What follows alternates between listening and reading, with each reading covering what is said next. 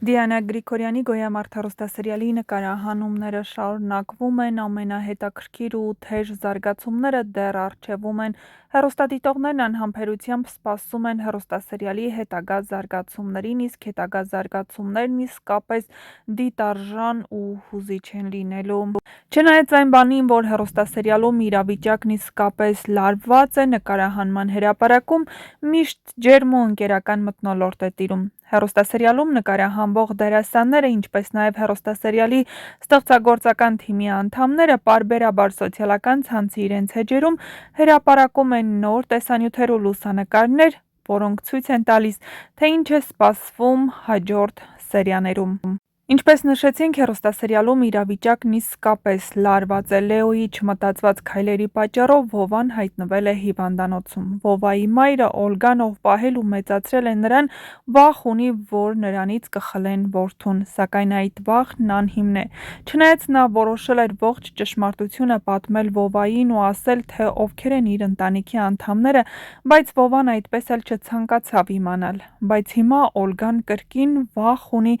որ նա կիմանա ճշմարտությունը, բայց միևնույն է, օրերից մի օր այդ գաղտնիքը բացահայտվելու է ու բնականաբար տակնուվրա է անելու Վովայի ամբողջ ներաշխարհը։ Վովան չի էլ պատկերացնում, թե ինչքան մոտ է իր հարազատներին, ինչքան մոտ է իր եղբայրներին ու ինչն է եղել պատճառը, որ նրանք այսքան ժամանակ մեծացել են իրարից հեռու։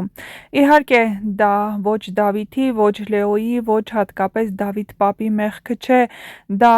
նրանց հորեղբոր Ավոյի մեղքն է, ով տարիներ առաջ չփնտրեց ու չգտավ իր եղբոր որդուն։ Ռաֆը պայքարեց նրա կյանքի համար, բայց ցավոք նա այդպես էլ չտեսավ իր որդուն, քանի որ Հունանի թեթև ձեռքով այն աշխարհ գնաց։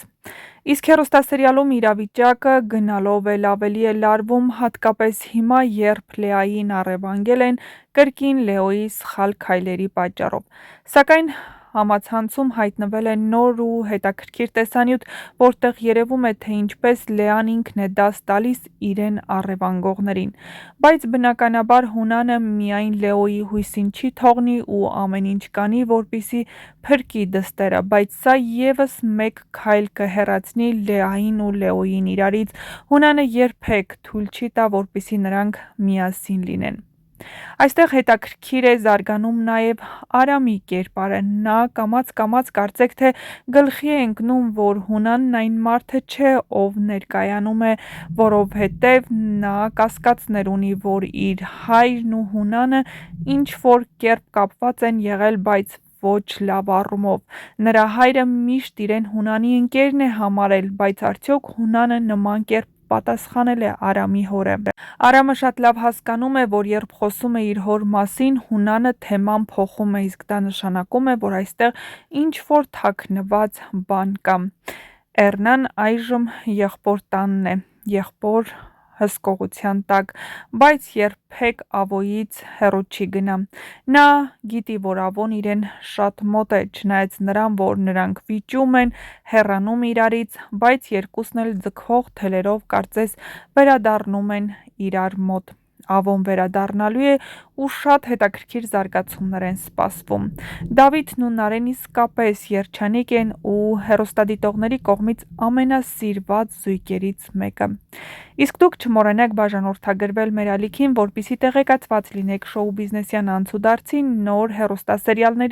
հեռուստասերիալներում կատարվող փոփոխությունների մասին եւ ոչ միայն։ Չմոռանաս նաև տեսանյութի մեկնաբանություններ բաժնում գրել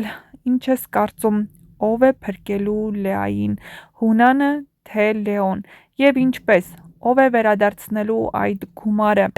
Չմոռանաս նաև տեսանյութի մեկնաբանություններ բաժնում գրել, թե արդյոք տեղյակ ես, որ ընդամենը օրեր անց մեկնարկելու է Դիանա Գրիգորյանի նոր հեռուստասերիալը, որը կոչվում է Փախուստ մանկությունից։ Նշենք, որ նոր հեռուստասերիալում, ինչպես արդեն հայտնի է, նկարահանվում է նաև Ռոզա Դավթյանը, ում նկարահանումներին անհամբերությամբ սպասում էին նրա երկրպագուներն ու հետևորդները։